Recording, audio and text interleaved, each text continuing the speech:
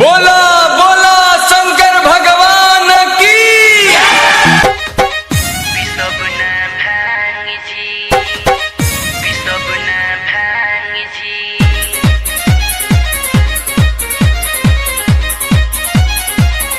Mix बार रागनी recording studio Mirganj. दुलारी पापा के होई सब भांग जी। दुलारी पापा के होई सब भांग जी।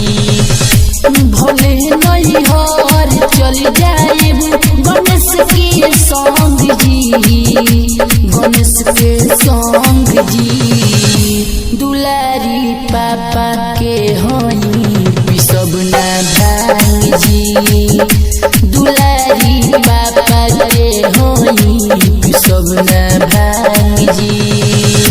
भले नहीं हार चल जाए गणेश के संग जी। गणेश के संग जी। दुलारी पापा के होई सब भांग जी। दुलारी पापा के होई सब भांग जी। बोला बोला शंकर भगवान की जय। मिक्स बार रागनी रिकॉर्डिंग स्टूडियो मीरगंज।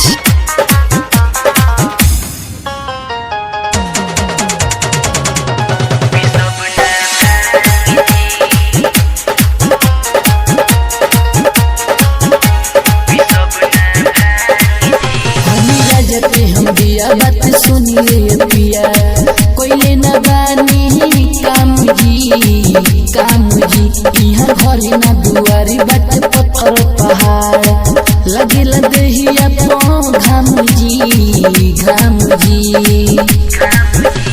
धान भरी दौड़ा सुनी न अब रउआ देख के रोवे राम जी। देख के रोवे राम जी।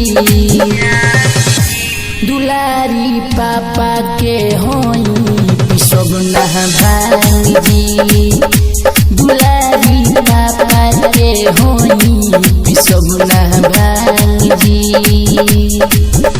बोला बोला बाबा बासुकीनाथ की जय।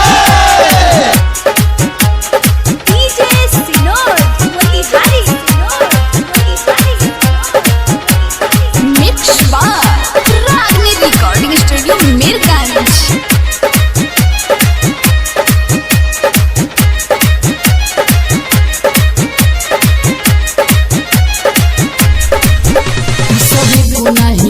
जब ले आई ना मोसिनी बाती सुनी गणेश के पापा जी।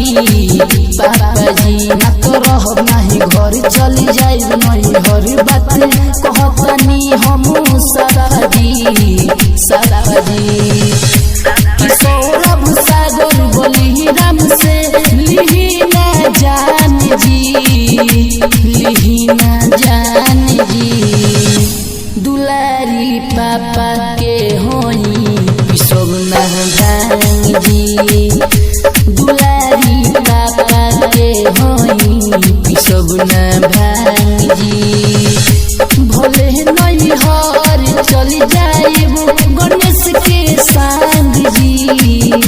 गणेश के संग जी। दुलारी पापा के होई सब भांग जी। दुलारी पापा के होई सब भांग जी। दुलारी पापा के होई सब भांग जी। प्रेजेंटेड बाय रागनी म्यूजिक।